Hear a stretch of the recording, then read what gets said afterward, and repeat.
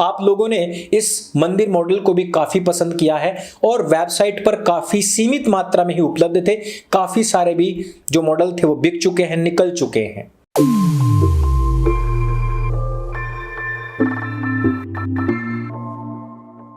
नमस्ते दोस्तों, आप सबका एक बार फिर से स्वागत है आपके अपने YouTube चैनल सत्य सनातन में।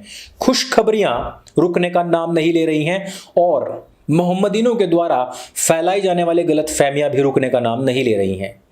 जहां एक तरफ ज्ञानवापी मंदिर के अंदर से एक विशाल शिवलिंग का पता लगा है, जहां पर नमाज पढ़ते थे उसके पीछे ओम अंकित, खंडित लेकिन अंकित मिला है। यही नहीं, जो मथुरा में कृष्ण जन्मभूमि है उस पर भी ये बात का फैसला आ चुका है कि आगे भी कार्रवाई होगी। अगर फोटोग्राफी करनी होगी, वीडियोग्राफी करनी होगी, खुदाई करनी होगी, सब कुछ होगा। 19 तारीख आ चुकी है, इस पर फैसला भी सुनाया जाएगा। यही नहीं, एक और मजेदार चीज हुई है और वो ये हुई है कि भारतीय किसान यूनियन यानी कि बिकाऊ के जो अध्यक्ष और प्रवक्ता नरेश टिकैत और राकेश टिकैत बने बैठे थे, उनको भी तशरीफ पर लात मार करके बाहर किया गया है। और मैं तशरीफ पर लात मार करके बाहर करने की बात क्यों कर रहा हूं? क्योंकि जिस दिन उनके पिताजी का जन्मदिन था उसी दिन यह कार्य किया गया है और अब बीकेयू का नाम बदलकर भी बीकेयू अराजनीतिक कर दिया गया है। अध्यक्ष प्रवक्ता बदल दिए गए हैं। ये वही बिकाऊ के अध्यक्ष और प्रवक्ता थे जिनके खुद के बूथ पर भाजपा जीती थी। एक सबसे मजेदार खबर मैं आपको बताता हूं। आज उन लोगों को भी सबक मिल गया है जो अपने फ्लैट्स बेच करके शाहीन बाग में बिरयानी खिला रहे थे जिहादी कौम के लोगों को। वो मजेदार बात इसलिए है क्योंकि उन लोगों के सामने भी जिहादी मजहब के लोगों की सच्चाई आ गई है। बात तो दुखद है। पटियाला में गुरु की सराय, अर्थात जो हमारे 10 गुरु हुए हैं उनमें के जो नाम से बनी हुई जो सराय होती थी जिनमें हिंदू और सिख दोनों ही जाया करते थे, उसको भी मस्जिद में तब्दील कर दिया गया।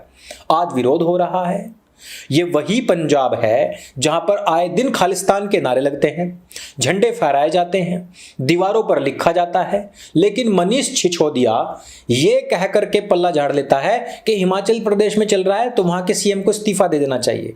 भैया, पंजाब में इतनी बड़ी बड़ी रैलियां हो रही हैं, दंगे हो रहे हैं, हिंदुओं के मंदिर तोड़े जाते खालिस्तानियों के द्वारा, तो तुम्हारा मुख्यमंत्री कब को इस्तीफा देगा? इन सब चीजों के ऊपर बात करेंगे और धन्यवाद प्रस्तुत करेंगे उन सभी का जिन्होंने सनातन सेतु के हेतु सनातन हाट से कुछ ना कुछ खरीदा है। आप लोगों ने इस मंदिर मॉडल को भी काफी पसंद किया है और वेबसाइट पर काफी सीमित मात्रा में ही उपलब्ध थे। काफी सारे भी जो मॉडल थे वो बिक चुके हैं, निकल चुके हैं। आप थोड़ा धैर्य बनाए रखें। एक मंदिर को बनने में तकरीबन 3 दिन लगते हैं। आप ऑर्डर देते रहेंगे, हम भिजवाते रहेंगे। सनातन सेतु का पहला हेडर भी बनकर के आ चुका है, वो हेडर भी आप यहां पर देख सकते हैं। आपको हेडर कैसा लगा, क्या समझ में आया, वो हमें बताएं। अगले हेडर्स भी बन रहे हैं जो और भी अच्छे होंगे। बात की शुरुआत करता हूं एक ट्वीट से।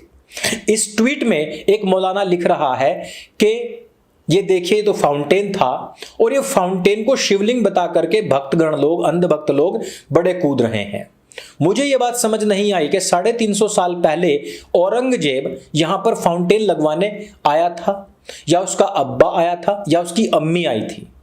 अब मैं बात करता हूं जो सच्चाई वाली बात है। इस फाउंटेन का वहां पर कोई जिक्र ही नहीं है। दरअसल वुजू अर्थात पानी को हाथ में लेकर के जब ऐसे करके मुसलमान धोते हैं ना, उसके जो स्थान है, उसका जो परिय क्षेत्र है, उसके बीच में एक वापी अर्थात कुएं जैसा स्थान है और उसके बीच में एक शिवलिंग जैसी स्थिति का बना हुआ एक पिंड है।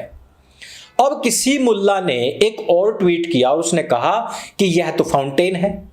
उस फाउंटेन और इस फाउंटेन में दोनों में फर्क था, लेकिन इस फाउंटेन को यदि इस वीडियो के माध्यम से हम देखकर स्टिल करके फोटो देखेंगे तो आपको पता लग जाएगा कि नीचे का जो पत्थर है वो अलग है और ऊपर इसके सीमेंट रख करके इसको फाउंटेन जैसा दिखाने की कोशिश हुई थी। लेकिन आपको भी पता है कि पत्थर के ऊपर सीमेंट रखने से वो पत्थर नहीं बन जाता और बाकी की चीज सीमेंट भी नहीं बन जाती, एक दूसरे से जुड़ते भी नहीं है। यह जो सीमेंट था सूखने के बाद इसमें दरारें पड़ गई और वह स्पष्ट देखी जा सकती हैं।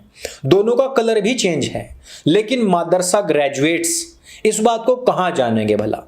कैप्टन मोमो ने जो जहालत 1400 साल पहले फैलाई थी, उसके चमचे या फिर कहें कि उसके गिलमे आज तक फैला रहे हैं। आप जानते ही होंगे, मैंने कई बार बताया भी है कि कैप्टन मोमो जो था वो 1400 साल पहले सिर्फ और सिर्फ अफवाहें फैलाता था। अफवाहें फैला करके लोगों को मैनिपुलेट करता था, बहका करके जो काफिर और मुशरिक होते थे उनके ऊपर हमले करवा देता था। और वही चीज आज भी होती है। बांग्लादेश में देखा होगा कि एक मूर्ति के नीचे कुरान रख दी गई और फिर हिंदुओं को मारा गया। भारतवर्ष में भी यही हुआ कि साबरमती एक्सप्रेस में अफवाह फैलाई गई, उनको जिंदा जला दिया गया। मुजफ्फरनगर में भी यही हुआ, भागलपुर में भी यही हुआ कि पहले अफवाह फैलाओ और फिर बाकी के लोगों को जो गैर मोहम्मदीन है उनको सबको मरवा दो। यह चीज का इतिहास कैप्टन मोमो से लेकर आज तक चलता आ रहा है। सच्चाई जो है वो सबके सामने है। अब चलते हैं ईदगाह प्रकरण के ऊपर। 19 तारीख सबसे बड़े फैसले का दिन है, लेकिन 18 तारीख को यह बात तय हो गई है कि कार्यवाही रुकने वाली नहीं है। और जिन लोगों ने झूठ बोला है, जिन लोगों ने यह बात कही है, उन सब को भी इसमें दायर किया जाएगा कि जिन्होंने अभी तक गलतफहमियां फैलाई हैं, अफवाहें फैलाई हैं, उन सब का भी संज्ञान लिया जाएगा। खुशखबरी की बात है तो वीडियो को लाइक भी कर देना और चैनल को सब्सक्राइब भी कर देना। आगे बढ़ता हूं थोड़ा सा। अब आती है बात आंदोलन जीवियों की। जिन आंदोलन जीवियों ने खूब पैसा खाया, सरकार को खूब कोसा, देश को गुमराह किया और कई लाख करोड़ की अर्थव्यवस्था डाउन की, उनके तशरीफ पर, उनके पिछवाड़े पर देखो, कुछ लोगों को हो सकता है बहुत गलत लगेगा, पर भाई लगने दो। मेरी बात तो बहुत लोगों को गलत लगती है, तुम्हें ही क्या आती, बहुत लोगों को गलत लगती है। 56 देश जो लेकर के बैठे हुए ना, उनके एक एक व्यक्ति को गलत लगती है। मेरा नाम सुनते ही बिना तिल्ली और बिना पेट्रोल, बिना घास फूस के उनके पिछवाड़े में आग लग जाती है। भाई तुम तो हो ही क्या चीज, तूने फिर भी एक दलाल की पूजा करी है, तूने फिर भी एक दलाल को अपना मालिक मान लिया है। वो तो कैप्टन मोमो को, जिसकी अल्लाह से सीधी बातचीत होती, भाई उसको मानते थे। जब उनकी में आग लग सकती है, तुम्हारी तो फिर भी फूस की बनी हुई है। तो भाई इसके पिछवाड़े पे लात मारी गई है। और इस व्यक्ति ने कितना लोगों को गुमराह किया। इसने भी बड़ा खलीफा बनने की कोशिश की, इसने भी पैगंबर बनने की कोशिश की, लेकिन सच्चाई सबके सामने आ गई। और इस व्यक्ति ने पूरे देश के अंदर जिन जिहादियों को हिंदुओं के घर में घुसपैठ करने का पूरा मौका दिया, इलेक्शन होते ही और समाजवादी पार्टी का विधायक बनते ही उस क्षेत्र में सबसे पहले इसी की खाप की लड़की उठाई गई थी। मैंने बहुत वीडियो बनाया उसके ऊपर। इस व्यक्ति ने जितनी गलतफहमियां फैलाई वो सब एक साइड।